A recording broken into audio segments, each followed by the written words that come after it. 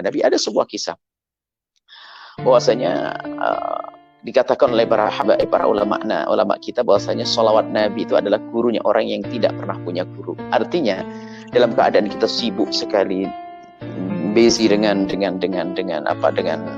office of kantor, dengan kerjaan kita setiap hari, hingga kita mungkin susah atau sulit untuk hadir di perkumpulan-perkumpulan yang bermanfaat, tapi dia selalu bersolawat.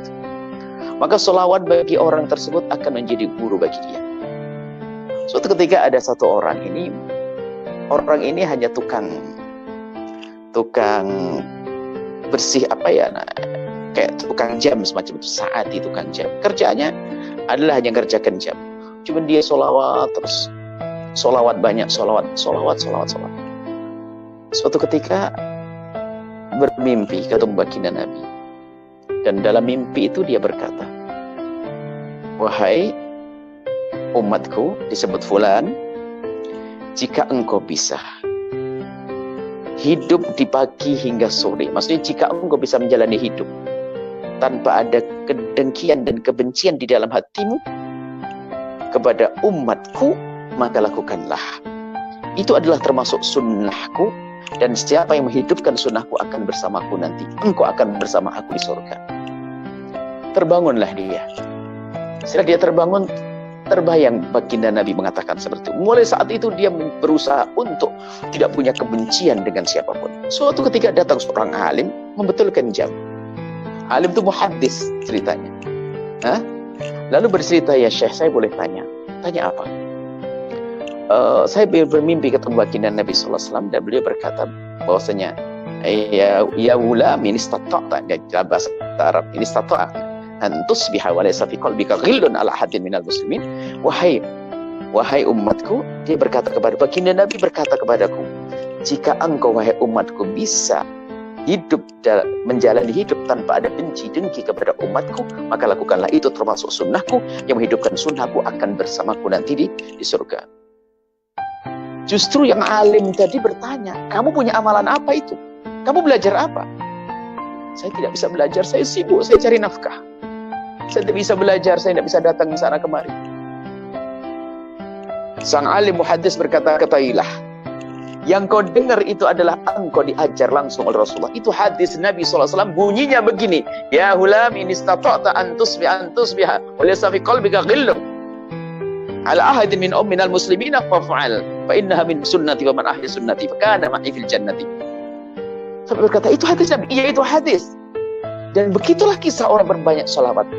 Biarpun kadang bentuk Nabi mengingatkan atau dijaga oleh Allah, terhindar dari hal-hal salah ucap atau salah menafsirkan. Seorang ustadz hendaknya memperbanyak sholawat agar lisannya jaga, agar tak terpeleset dalam berucap. Begitu. Jadi bersolawat ini diantaranya. Seorang awam tiba-tiba diajari. Hari itu dia bersih hati memang.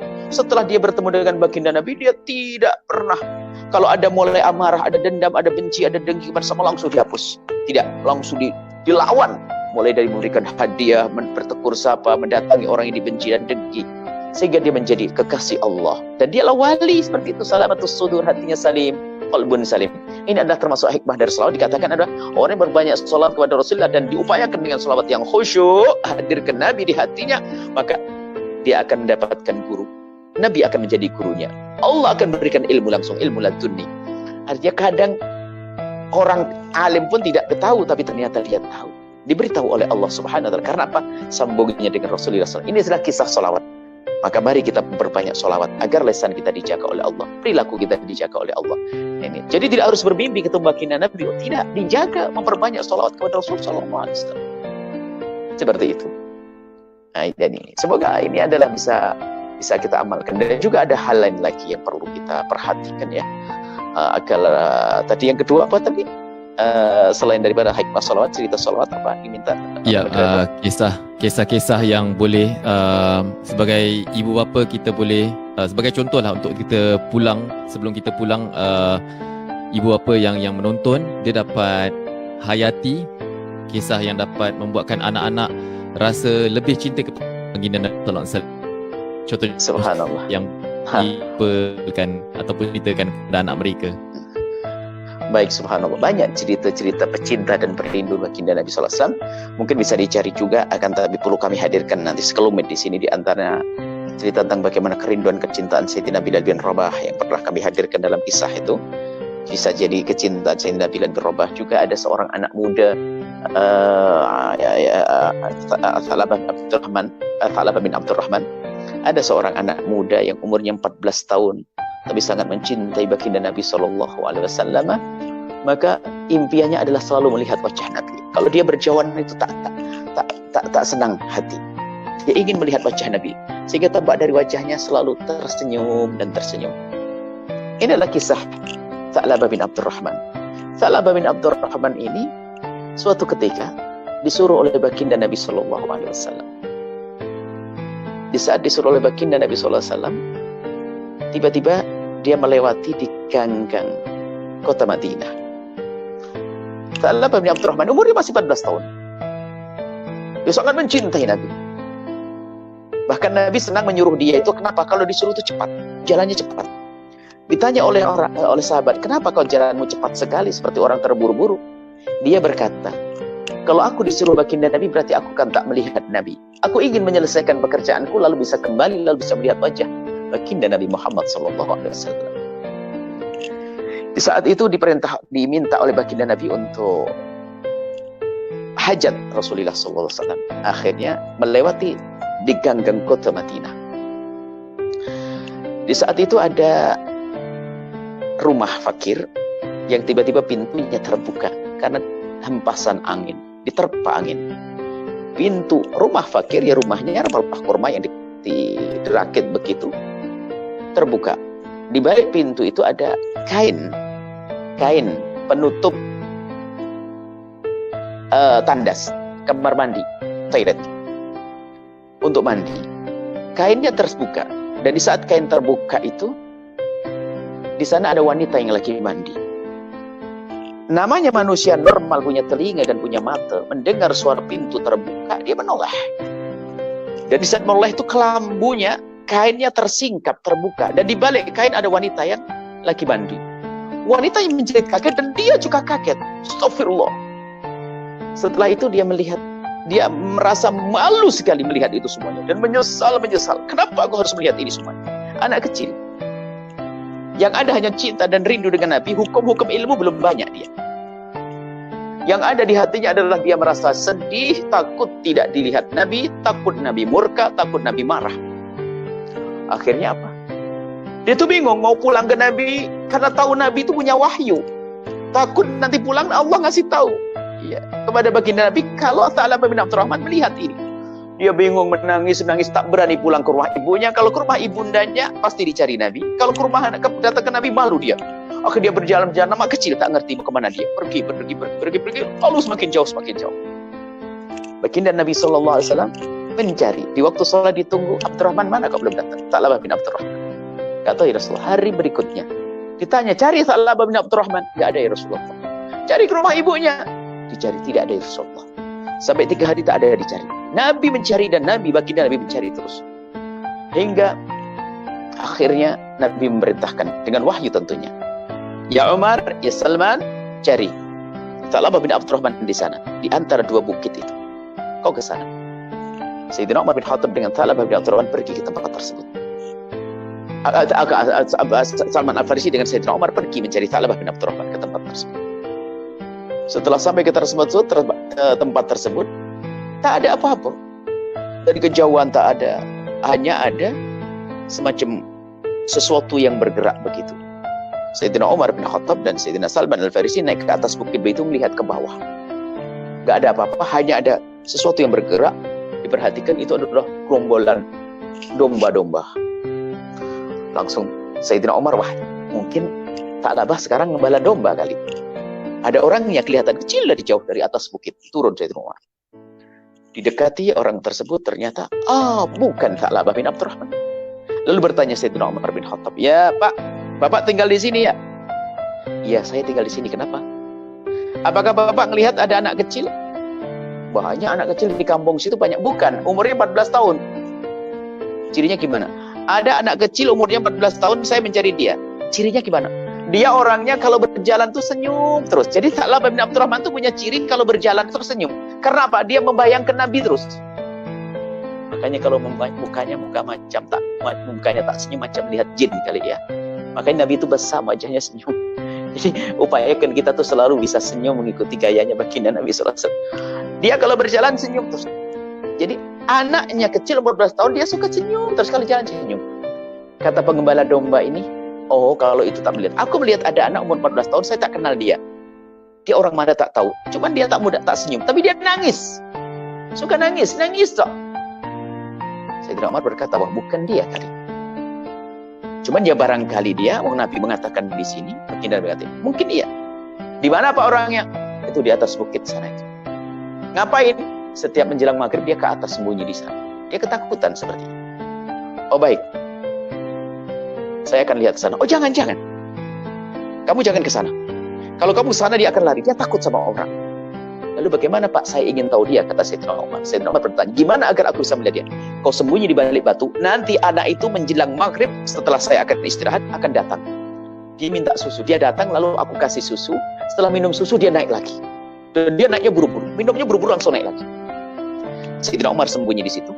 Setelah Sayyidina Umar sembunyi, turun betul ada anak kecil. Sayyidina Umar memperhatikan, menjelang maghrib masih ada remang-remang, ada cahaya matahari. Setelah dilihat begitu, semakin dekat, minum. Dikasih segelas susu, minum. Minum. Setelah minum, Sayyidina Umar semakin mendekatkan wajah beliau, ternyata betul ini Tha'labah bin Abdurrahman. Sayyidina Umar menyuruh, Tha'labah bin Abdurrahman. Kaget dia, siapa kau? Aku Umar. Ya Umar, kenapa kau datang ke sini? Apakah ada wahyu turun mengatakan Tha'labah melakukan dosa? Tha'labah langsung lari naik ke atas lagi, dikejar Sayyidina Umar, dikejar sampai dibegal, lalu dibawa pulang dipaksa, dinaikkan di atas kendaraan di atas kudanya, dibawa pulang dipaksa. Perjalanan jauh ini sampai di rumah Tha'labah sakit. Dan setelah Tha'labah bin Abdurrahman sakit, sebelum sampai rumah di perjalanan sakit, karena sakit oleh Sayyidina Umar, dikembalikan ke ibundanya dan tidak bisa berjalan, diserahkan ke ibundanya, ini anakmu. Lalu pergi ke baginda Nabi Sayyidina Umar. Sayyidina Umar melapor kepada baginda Nabi dan bercerita, Ya Rasulullah, saya sudah ketemu dengan Tha'labah bin Abdurrahman. Mana dia? Sakit ya Rasulullah. Sakit? Iya ya Rasulullah. Apakah perlu saya bawa ke sini Rasulullah? Tidak. Kata baginda Nabi.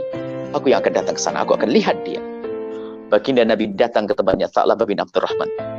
Diketuk pintunya mengucapkan salam. Tha'labah bin Abdurrahman ketakutan di dalam. Ibunda yang bersilakan masuk ya Rasulullah, silakan masuk. Alhamdulillah Tha'labah bin Abdurrahman menutupkan wajahnya ke bumi. Takut melihat Rasulullah. Ya Tha'labah, aku Rasulullah. Iya ya Rasulullah, aku dengar, aku tahu ya Rasulullah. Tapi aku malu. Lemas. Kenapa ya Tha'labah? Ada apa dengan kau? Tidak Rasulullah. Lemas sekali Tha'labah bin Abdurrahman. Oleh Rasulullah diangkat kepala beliau, diletakkan di pahanya Rasulullah. Paha mulia baginda Nabi. Jadi kepala Sayyidina Tha'labah diletakkan di paha suci baginda Nabi SAW. Di saat diletakkan di paha suci baginda Nabi, Tha'labah menurunkan kepalanya langsung. Diturunkan lagi. Dinaikkan lagi, enggak mau. Kenapa ya Tha'labah? Biar kau duduk yang enak di bangkuanku, kata Rasulullah. Tha'labah berkata, tidak ya Rasulullah. Kepala ini tidak pantas duduk di bangkuan sucimu ya Rasulullah. Memangnya kenapa kau Tha'labah? Kau telah melakukan apa? Karena kepalaku membawa mata yang telah melihat sesuatu yang Allah murkai ya Rasulullah. Kenapa ya Tha'labah? Apa yang kau lakukan? Diceritakan oleh Tha'labah bin Abdurrahman, dipegang Rasulullah. Cerita kau. Cerita. Setelah Nabi mendengar cerita, lalu Nabi bertanya, Tha'labah, aku sudah dengar cerita darimu. Kau melihat seperti itu dan kau menyesal, kau sedih, kau menangis. Sekarang aku mau tanya, kau pengen apa? Aku ingin selalu bersamamu di dunia dan di akhirat ya Rasulullah. Aku takut di saat aku melihat yang haram itu, lalu aku tidak bisa melihatmu lagi nanti ya Rasulullah. Lalu kau minta apa lagi? Aku minta Allah mengampuniku. Dua permintaan. Minta bersama Nabi, melihat Nabi, dan minta diampuni. Sayyidina Nabi mengatakan, Allah sudah mengampunimu. Karena kau melihatnya tidak sengaja. Satu. Yang kedua, engkau akan bersamaku nanti di surga, melihatku di surga. Setelah itu Tha'labah berkata, ya Rasulullah, kenapa Tha'labah? Aku merasa bahwa di antara kulit dengan dagingku ada semut yang merayap. Ada semut yang merayap ya Rasulullah. Ya Tha'labah bin Abdurrahman, itu tandanya kau akan wafat, ajalmu sudah dekat, akan dicabut nyawa. Ucapkanlah kalimat thayyibah, la ilaha illallah. mengucapkan la ilaha illallah. Nabi mengatakan, Nabi membimbing, Nabi mentalkin la ilaha illallah. Ditiru la ilaha illallah. Dan setelah itu tutup usia, meninggallah Tha'labah bin Abdurrahman di pangkuan kaki Nabi, matanya ditutup oleh Rasulullah, kemudian dimandikan oleh Rasulullah SAW, disolati oleh Rasulullah SAW, kemudian diantarkan jenazahnya oleh Rasulullah SAW. Bahkan di saat Nabi mengantarkan jenazahnya, Sayyidina Umar datang, Sayyidina Abu Bakar datang, dan Nabi berjalan dengan cincin. Cincin itu adalah mungkin bahasa Jawa, cincin ada dengan kayak berdesak-desakan begitu. Lalu sahabat Abu Bakar bertanya, ya Rasulullah, kenapa engkau berjalan seperti itu, seperti berdesak-desakan? Padahal tempat kan luas ya Rasulullah. Nabi menjawab, demi Allah aku melihat malaikat datang mengiringi jenazahnya Tha'labah bin Abdurrahman. Baik, ini sebuah kisah. Lihat. Hikmahnya apa? Lihat. Kalau sudah orang mencintai baginda Nabi, impiannya adalah bersama Rasulullah. Melakukan dosa kecil menjadi gede. Takut matanya tidak bisa melihat Rasulullah. Dan sengaja kisah ini sering kami hadirkan untuk anak-anak muda. Karena apa? Zamannya zaman internet, zaman handphone, zaman lihat. Masya Allah. Ngaku cinta Nabi, tapi yang dilihat apa kira-kira? Ini melihat apa di kamarnya? Ini Tha'labah bin Abdurrahman melihat tidak sengaja. Dia lihat tak sengaja, tapi karena cinta di dalam hatinya takut tidak bisa melihat Rasulullah. Dan karena ini yang pertama, mari kita jaga mata kita, anak-anak kita. Kita biasakan untuk menghindar dari yang haram. Yang pertama. Yang kedua apa? Kalau orang mencintai baginda Nabi, lihat. Nabi yang mencari. Dan bahkan nanti di padang mahsyar kalau kita mencari baginda Nabi gak bisa. Tapi Nabi yang bisa mencari kita. Nabi akan melihat tanda pada kita kalau kita ada cinta kepada baginda Nabi. Kalau kita mencari Nabi gak bisa. Nabi terlihat karena pancaran cahaya memenuhi mahsyar. Kita bisa melihat pancaran cahaya Nabi. Tapi gak bisa mendekat kalau tidak ada cinta di hati. Tha'labah bin Abdurrahman karena ada cinta di dalam hatinya, maka lihat. Dia menghindar dari kemaksiatan. Yang kedua apa? Dicari oleh Rasulullah. Bukan dicari. Sampai di saat wafat ditalkin oleh Rasulullah. Kemudian dikafani oleh disolati Nabi. Dikafani Nabi. Disolati bahkan diantarkan jenazahnya oleh Nabi. Dijanjikan kebersamaan dengan baginda Nabi SAW. Ini buah daripada mahabbah Rasulullah SAW. Masih banyak kisah-kisah, insyaAllah. Ini adalah di antaranya. Baru juga karena apa? Kami senang dengan kisah ini untuk anak-anak muda. Karena apa? Hari ini adalah hari mata kita ini sering dirusak oleh apa yang Allah berikan kepada kita dari handphone, televisi, dan sebagainya. Kadang kita tidak ingin melihat itu, tapi tiba-tiba datang berita kabar itu. Maka balik nak kita puasa tak solehat macam-macam itu. Tak lihat internet ini. Tapi hari ini nggak mungkin kita menghindar dari itu. Akan tapi, kalau ada kunci mahabbah ke Rasulullah, bisa melihat langsung ingat Rasulullah. Aku kalau melihat ini terus tidak akan melihat Rasulullah, maka langsung ditutup. Astagfirullah, astagfirullah, astagfirullah. Indah. Itu di antara kisah. Banyak, insyaAllah kisah-kisah.